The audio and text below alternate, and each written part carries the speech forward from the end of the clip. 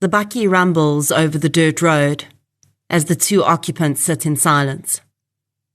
Just before her father disappears from the road, the little girl turns around in her seat and looks back at him one last time.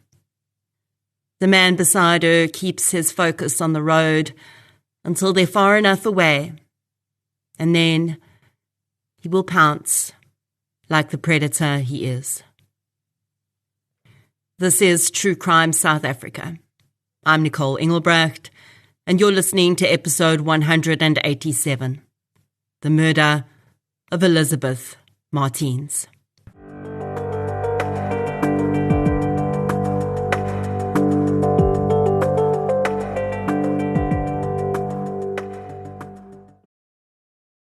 This episode is sponsored by the upcoming release movie, Sharp Corner. When the McCall family move into their new home, they're sure that this will be the family home that makes all their dreams come true. But those dreams quickly turn into nightmares when a tricky section of road right in front of their house starts to claim lives in tragic car accidents. Josh McCall, played by Ben Foster, soon becomes obsessed with saving the lives of these people, and that obsession threatens to pull him and his family into a darkness they may never escape from. Director Jason Buxton expertly crafts some seriously psychologically complex characters in Sharp Corner. Honestly, it's been a long time since I've been a little creeped out just by the energy given off by a character in a trailer for a movie. So this one looks like it's going to be a must-watch.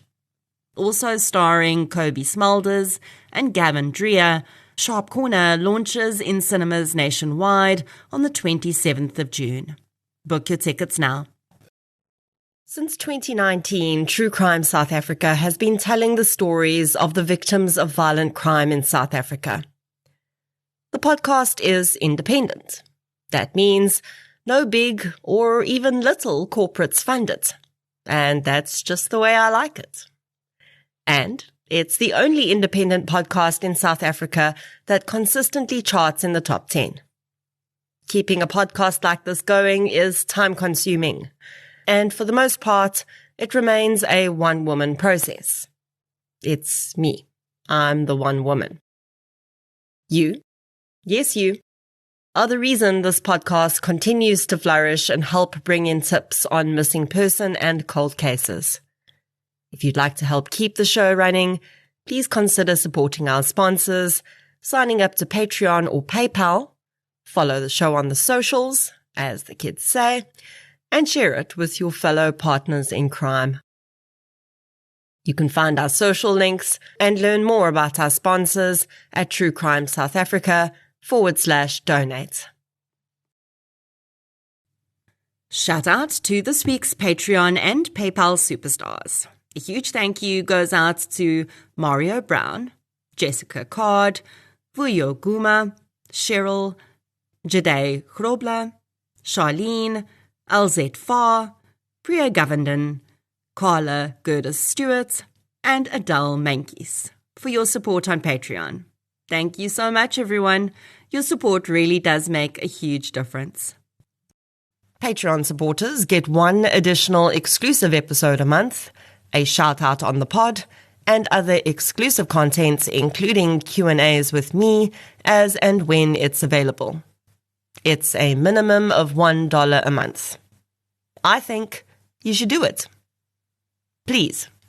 And thank you. Kiaba. This episode was first published in the Patreon feed in April 2023. Today's case is more than a little infuriating for a few different reasons. From the cold-blooded psychopathy of the perpetrator to the extensive delays in our justice system empowering him, there are many reasons why I should not have to be telling you the story of a murdered 11-year-old girl today. But here we are. Another part of this case that angers me is how this man so significantly used the power dynamic which he knew was in his favor to claim his victims. and I can only wonder how many other situations like this play out throughout South Africa on a daily basis. In researching this case, I used an episode of Opsie se Spoor, the judgments in this case, and several media articles. So let's get into episode 187, The Murder of Elizabeth Martiens. The following episode may contain sensitive material, including descriptions of violence, sexual assault, or graphic descriptions of injuries to victims. If you feel you may be triggered by such material, please consider this before accessing our content. To access trauma counseling or services, please see the helpline information on our show notes. Liuchamka is a town in the Prince Albert municipality of the Western Cape. It falls within the central Karoo district, and its landscape is very much what you'd expect of the Karoo. Arid, flat for the most part, and with hardy scrub as its vegetation. The town itself is pretty tiny, and was formed as a railway town in the 1870s. The town is named for the two rivers that meet where it's situated, the Liu River and the Chamka River.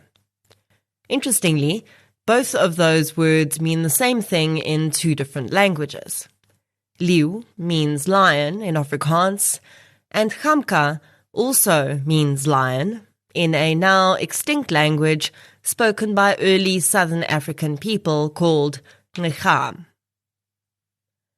The town itself does not have a bunch going on, and is mainly there to support many of the farms around it. And this is also where most Liuchamka residents find work. Many of the farmers in the area farm with livestock, while there are also a few olive farms as well. The Boertes family had lived in the area for many generations. The first Boertes farm was called Weltevrede, and this is where Piet Boertes and his brother grew up with their parents. The Boertes boys grew up knowing that they were going to be farmers like their father, and his father before him. Piet, as the oldest boy, would inherit the Weltevrede farm from his parents, and he grew his property portfolio to include two other farms in the area, De Hoeves and Welgemoot. Weltevrede was, in comparison to other farms, not particularly good to live on. So when Piet met and married his first wife, they lived at De Hoeves. Piet farmed with livestock, mainly sheep, and was well known and well respected in the area. Growing up, as is so often the case on farms like this, Piet spent a lot of time with the farm workers and was often nannied by the female workers, played with their children, and sometimes even ate meals with them. It had to be an odd dynamic, because although these children were all growing up and playing together, there was already a clear distinction in place. Just like Piet had always known he would be a farmer, because that was what his family did, so the boys and girls who were born to the farm workers grew up knowing that this would be their path in life. Many of the children would get no more than a primary school education, and then they would pick up from where their parents had left off on the farm they'd likely lived on their entire lives. This was how it was for Samuel Martiens, whose family had worked on and off for the Boertes family for multiple generations. He grew up with Piet. As boys, they ran races along the sandy roads, and then as they grew older, their paths split, and Piet took ownership of his parents' land, and Samuel became his employee. When Piet Boertes was married to his first wife, with whom he'd have 2 children, Samuel was also living with his wife, Hannah, at the farm. They too would have 2 children, 2 little girls, Elizabeth and her youngest sister. But somewhere along the line, things went off track for Samuel, and he ended up in prison. Samuel spent many years away from his family while he was incarcerated, and Hannah raised the girls on her own on the farm, working for the Boertes family. Piet Boertes' first marriage broke down and his wife moved out with their 2 children. She moved to Wellington, and he would continue to financially support the children, but soon after met and married Sonette Boertes. Around this time, Samuel Martiens was released on parole and returned to the farm too. The Martiens children were now old enough to attend school, and their mother Hannah decided she'd rather live closer to the schools and away from her husband, who she'd grown apart from while he'd been in prison.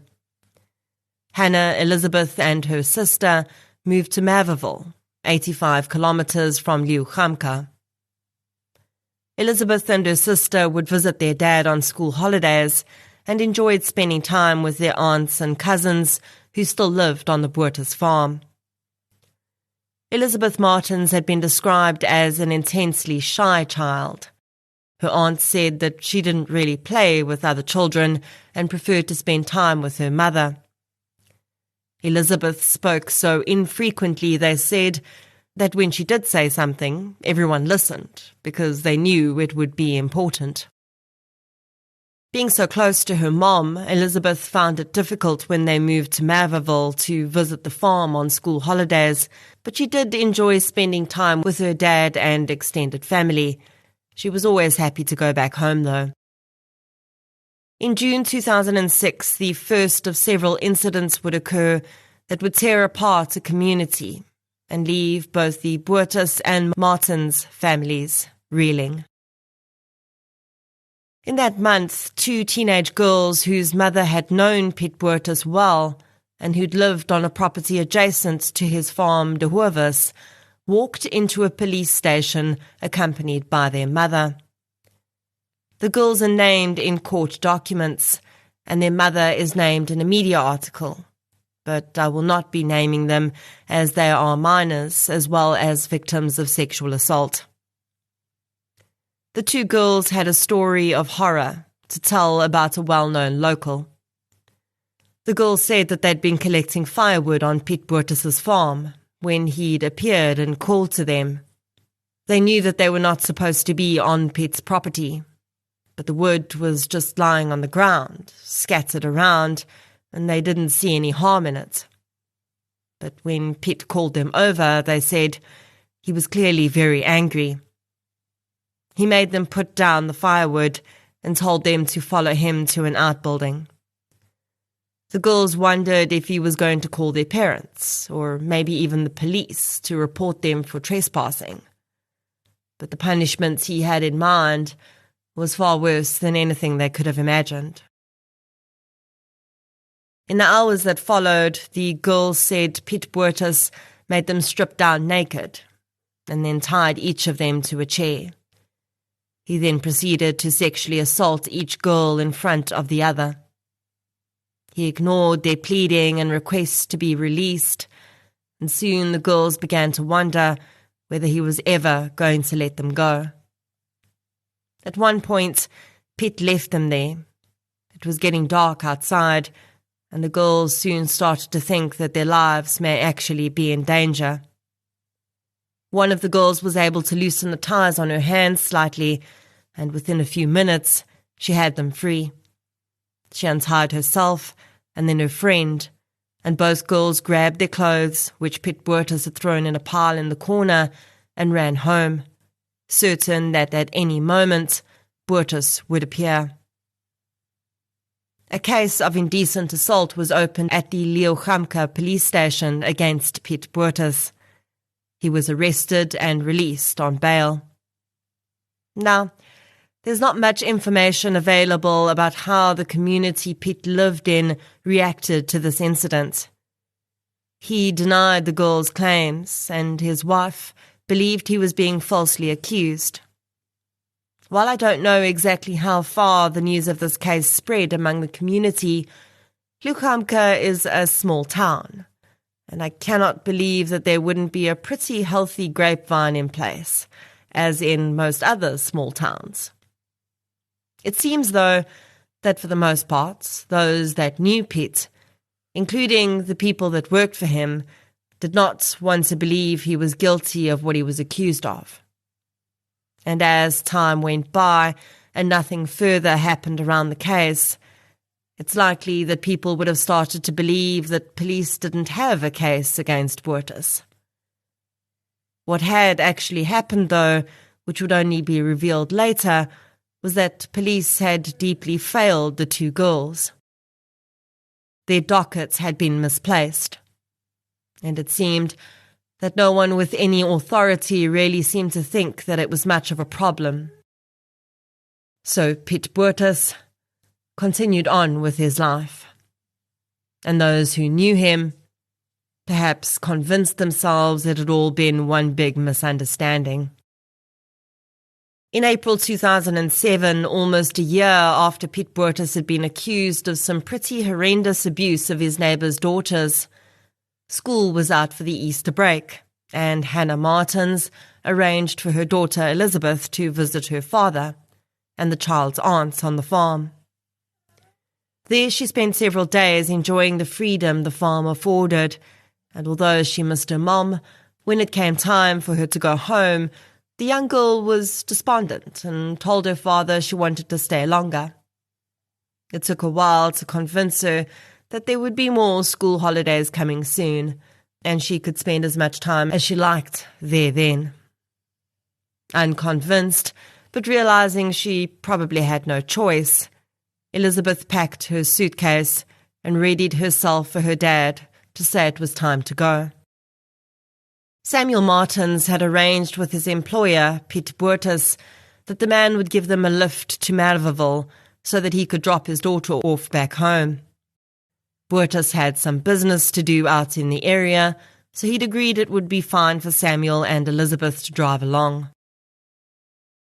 On the morning of the 13th of April 2007, though, when Samuel and Elizabeth knocked on the door of the Boertes home, Piet told Samuel the plans had changed. He said his wife had decided to go to Merweville with him, so there wouldn't be space for Samuel in the bakkie, and he would take Elizabeth back to her mother on her own. Considering Piet was his boss and he was transporting his daughter at no cost, there was no way that Samuel could protest. Even if he thought for a minute it wouldn't be a good idea. But Elizabeth's aunts had later said that even they'd thought absolutely nothing of the scenario when Samuel returned home and explained that Elizabeth was going on her own with the Boertes couple. What Samuel could not know, and what he would only discover much later, was that only 2 people had gotten into Piet Boertes' bakkie that day after he'd said goodbye to his daughter. Piet in the driver's seat and Elizabeth in the passenger's seat. Sonette Boertes, Piet's wife, had known nothing of the plan to take Elizabeth back home, and she definitely hadn't accompanied them that day. Later that afternoon, Samuel was surprised to receive a telephone call from Hannah, Elizabeth's mom. She asked when he was going to be dropping Elizabeth off, and he said that Piet Boertes should have dropped the girl off that morning already. He explained that the Boerteses had taken Elizabeth back to Merweville for him, but Hannah said the girl had never arrived home. Samuel called Piet Boertes, who confirmed that he'd dropped Elizabeth off. Elizabeth Martiens, though, was nowhere to be found. For hours, her mother scoured the streets of Merweville, looking for her daughter, thinking perhaps between being dropped off and actually walking into the house, she'd been distracted and gone off somewhere else. There was no sign of her, though. Samuel waited on tenterhooks at home for any news of his daughter having been found, but by that night, when there was no positive outcome, Hannah called to tell him she was reporting Elizabeth's disappearance to the police. On the evening of the 13th of April 2007, the Merweville Satellite Police Station received a report of a missing child. On hearing that a child had last been seen on a farm outside Liachamka, they referred the missing persons case there. In the days that followed, Piet Boertes was called in for questioning. He told police he'd indeed dropped Elizabeth off in Maverville, but when pressed, admitted he hadn't dropped her off in front of her mother's house as he'd said he had.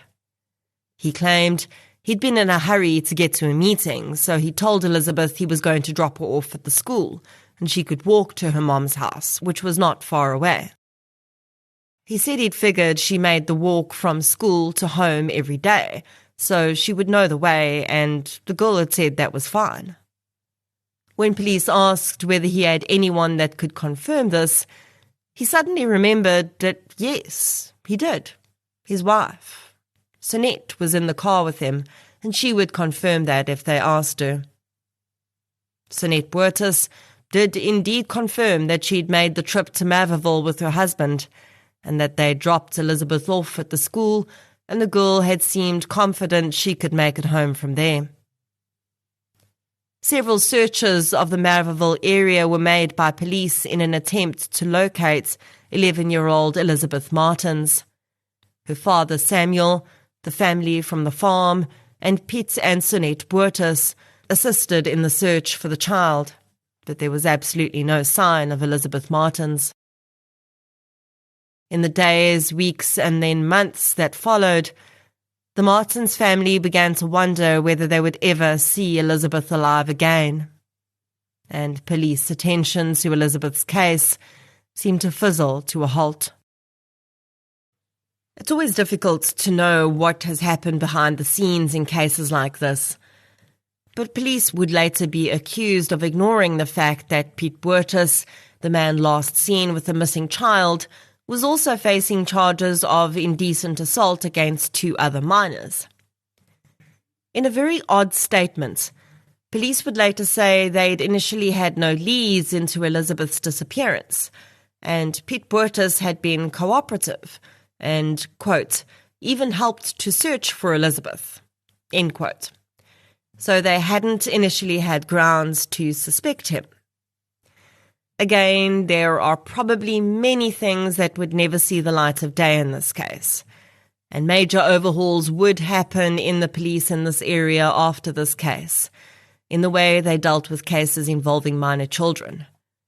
But really, this is beyond mind-blowing for all the reasons that I know are currently running through your head too. A man who's been accused of pedophilic acts is the last person seen with an 11-year-old girl before she goes missing. But because he's helped with the search, you don't consider him a suspect. Because no offender in the history of offenders has ever inserted themselves into an investigation, right? Right. April, May, and June would tick by without any movement in Elizabeth's case. The young girl had simply vanished into thin air. As for the indecent assault charges, in June 2007, the case against Piet Burtis was officially struck off the roll. At the time, the victims were told that there was insufficient evidence to proceed with the case. The truth was, the docket had gone missing. But it may well have been the outrage from this dropped case that had actually sparked what came next. In July 2007, Piet and Sonette Burtis were called in to the Leeugamka police station. They were asked again what had happened on the 13th of April, and they reiterated their story. They were then informed that they were being charged with child abandonment. The police said that the couple had taken responsibility for the safety of Elizabeth Martiens when they'd agreed to deliver her to her mother. And when Piet had refused to allow Samuel to accompany them, he'd taken temporary care of the child. By leaving her outside of the school, as they claimed they'd done, instead of delivering her directly to her mother, they'd essentially abandoned the child, which seemed to have led to her disappearance. Sonette had said that she was also in the car, and police felt they shared equal responsibility. While certainly fair enough charges, it seems that really police were finally making some headway in Elizabeth Martiens' case, and they were actually using these charges in an attempt to get to the truth. And it worked. As the handcuffs snapped around Sunette Boertus' wrists, she went ghostly white and asked if she could speak with investigators alone. In the hours that followed, Sunette Boertus confessed that she had lied. She hadn't been with her husband on the day Elizabeth had disappeared. In fact, they'd had a fight, and she hadn't spoken to him much at all in the days that had followed either. When she heard that Elizabeth had disappeared while in Pitt's care, she said she was furious with her husband for putting himself in that situation. She said he knew very well he already had the outstanding indecent assault charges against him, which she, at that time, did not believe were based in truth. She said that she'd told Pitt that she would say she was with him in the bakkie, because she also believed he had dropped Elizabeth off at the school as he said he had, and she could see how the whole situation would look very bad if he didn't have anyone to corroborate his story. And Sunette was right. It did look very bad, because it was very bad. And although her telling the truth at that point did help get her off the child abandonment charge, she was promptly charged with attempting to defeat the ends of justice and perjury. Then police went to Pitt and asked him if he had anything he wanted to tell them about the disappearance of Elizabeth Martiens. He continued to insist he'd left Elizabeth safe and sound outside her school. Investigators told him they did not believe him. They said they believed that Elizabeth had never made it to Maverville, and that she was undoubtedly deceased and possibly buried on one of Pitt's 3 farms. Pitt declined to comment. Investigators obtained search warrants for all 3 of Boertus' farms. They decided that the one with the least activity on would be the best possibility to start on, as it would likely be where someone would hide a body if they didn't want people around it the whole day. On the 13th of July, exactly 3 months after Elizabeth Martiens had gone missing, SAPS detectives pulled up onto the farm Weltevrede with Piet Boertus in handcuffs in one of the vehicles. They pulled up next to one of the only structures on the vast piece of land, a collection of disused water tanks, and everyone got out of the vehicles. The officers looked across the endless stretches of farmland and then at Piet Boertus. One said to him that this was clearly going to be a difficult and very long search, and they'd have him there for the entirety of it if they had to. But if he helped them to narrow down their search area, a judge might look favourably at that later.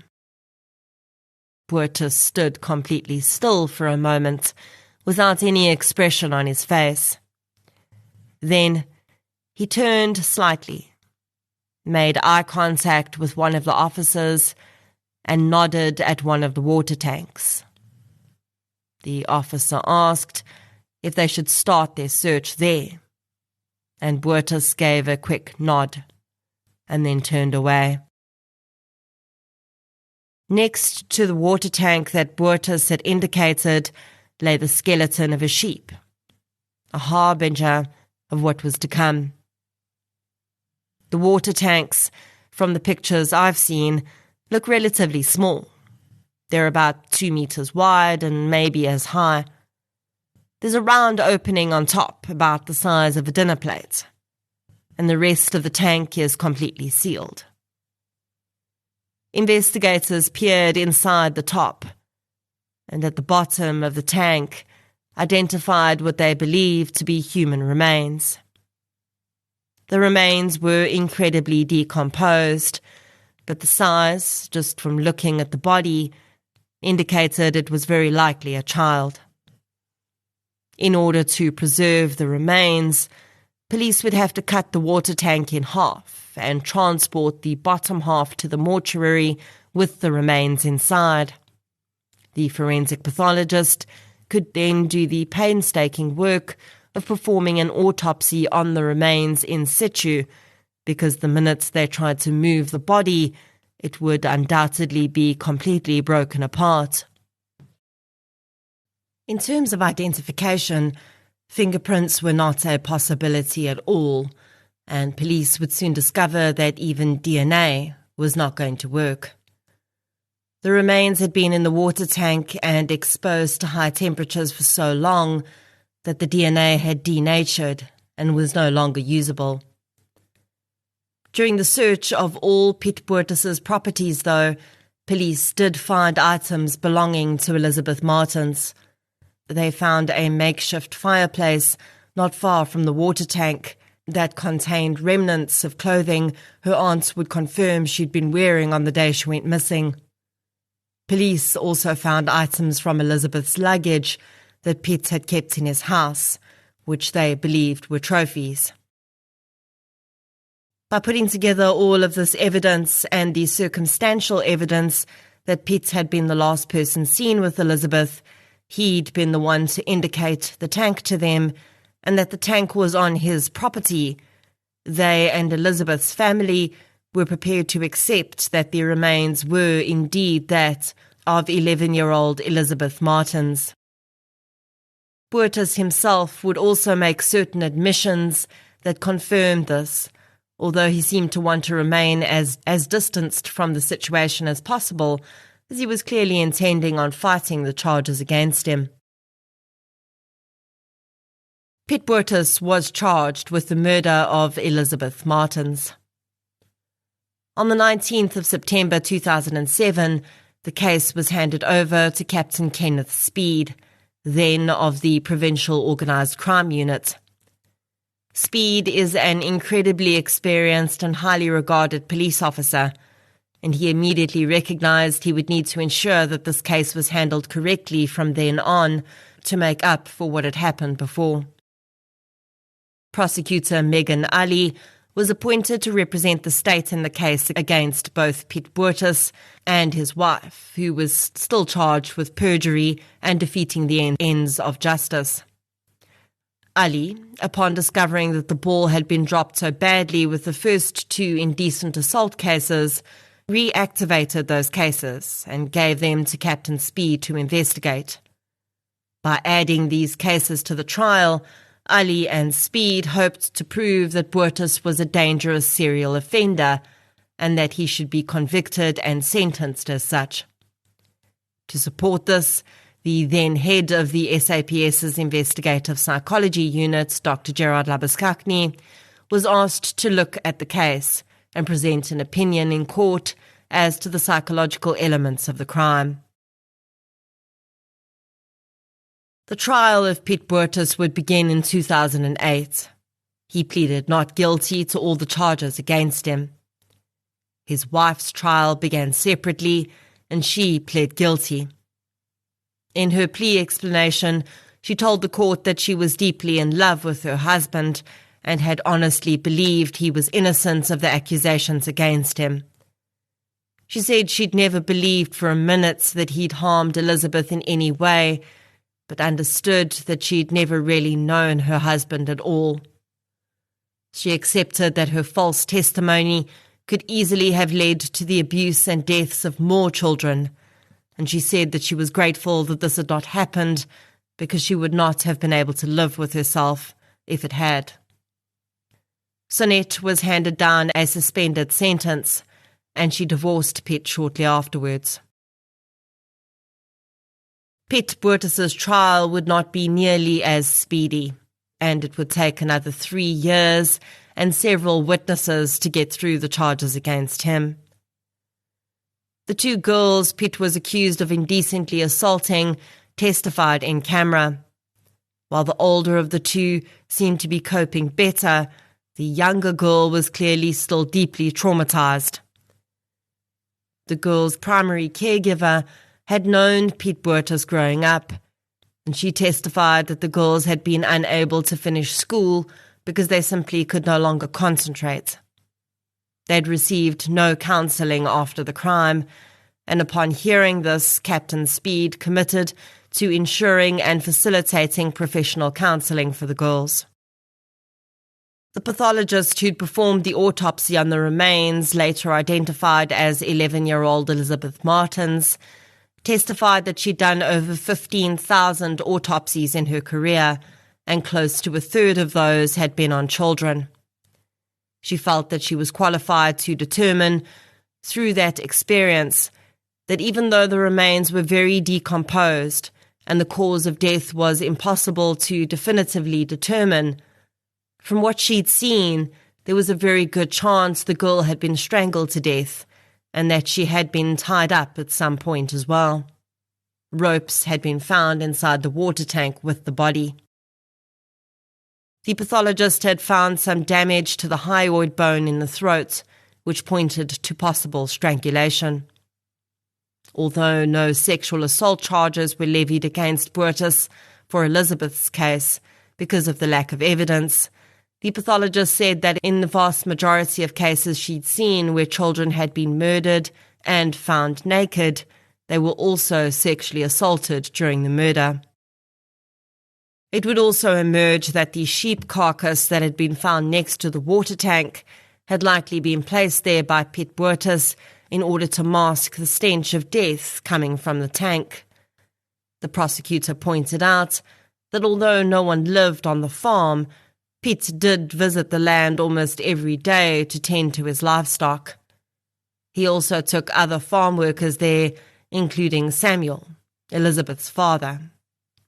The water tank in which he'd left Elizabeth's body was right next to the driveway onto the property. Each time he drove in and out, he would be driving past her body.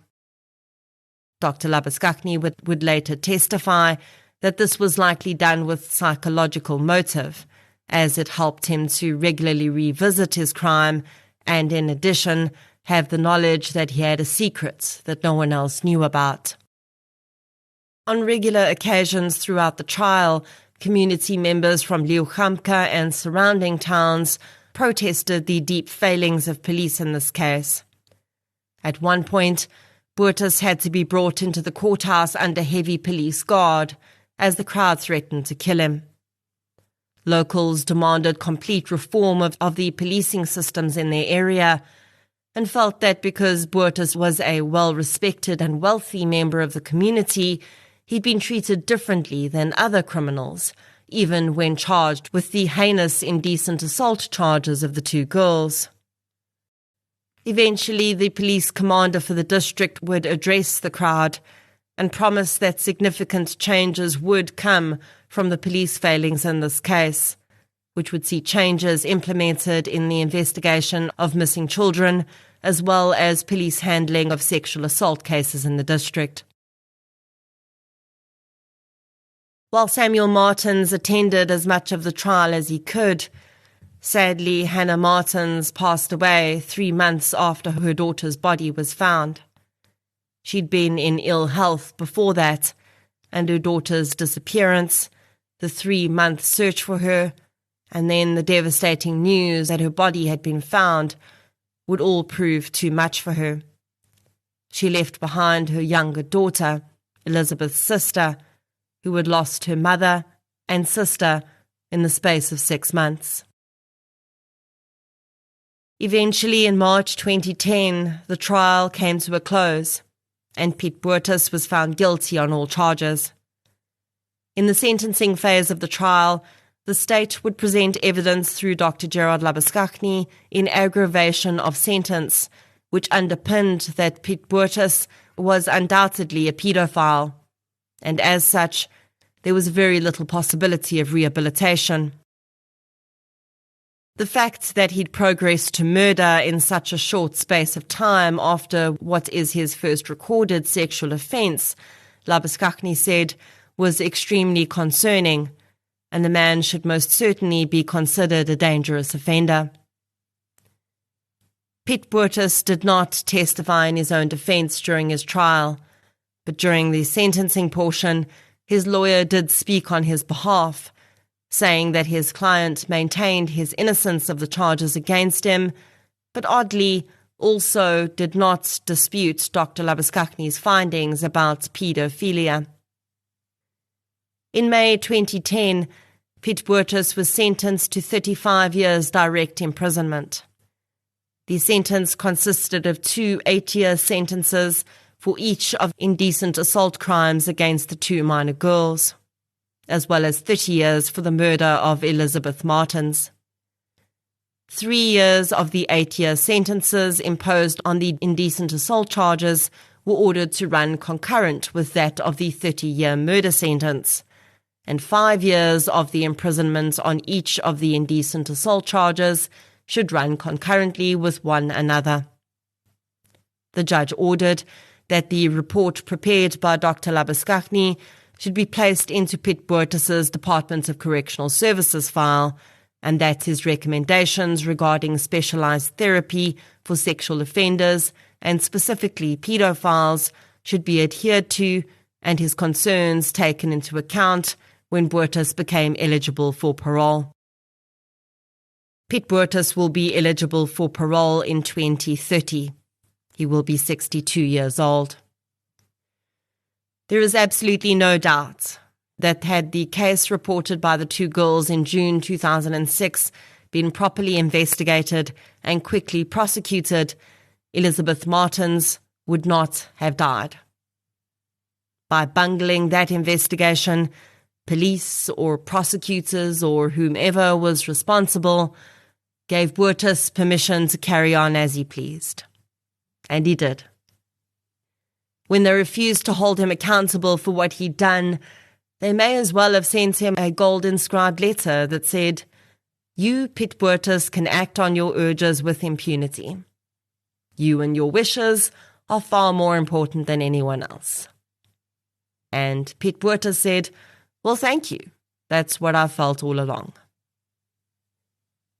Do I think that those 2 girls were Boertes' first victims? No, I do not. Research shows that most people living with pedophilic tendencies who do act on their urges will do so in adolescence, to some extent. That is not to say that all people living with pedophilia act on their urges that early or at all. In fact, as I've mentioned in other episodes around this topic, it's very likely that we have no idea how many people actually live among us with these tendencies and never act on their urges. Which is why those who do, and those who go on to silence their victims by killing them, are all the more abhorrent, in my opinion. If changes truly were made in the wake of this case in that district, then at least something good came from it. But it really does nothing to reverse the trauma of those 2 victims, or the death of Elizabeth Martiens. She was a shy girl, and even though she knew Boertes, I'm sure she felt very intimidated alone in his presence. And then we can only guess what happened to her when they drove away from that farm. Or maybe we'd rather not. This case very clearly depicts some common elements in cases of sexual abuse. The perpetrator ingratiated himself into families that had children. This was easy for Boertes because he was additionally in a position of power, both on his farms and in his community. This also underpins what we already know, but often forget, that strangers are not the problem. It's the people you know that you need to worry about. Because it's those people who will use their closeness to your family and your children, and any other weak points they can find or create, to take what they want. This also highlights something else that is so common in cases similar to this: the victims not being believed, and those who know the perpetrator refusing to accept that they could have committed such a crime. Sinette Boertes almost got herself prison time because she was so wholly manipulated by her predator husband that she believed he was innocent. Do you think that Samuel Martiens or Elizabeth's aunts would have ever allowed Pete near their child if they thought he was guilty of those assaults? Of course they wouldn't. But people living with secrets like Pete's have been living with them for so long that they've perfected the art of the mask. And it's that mask of normality that makes them so utterly dangerous. Elizabeth Martiens, rest gently.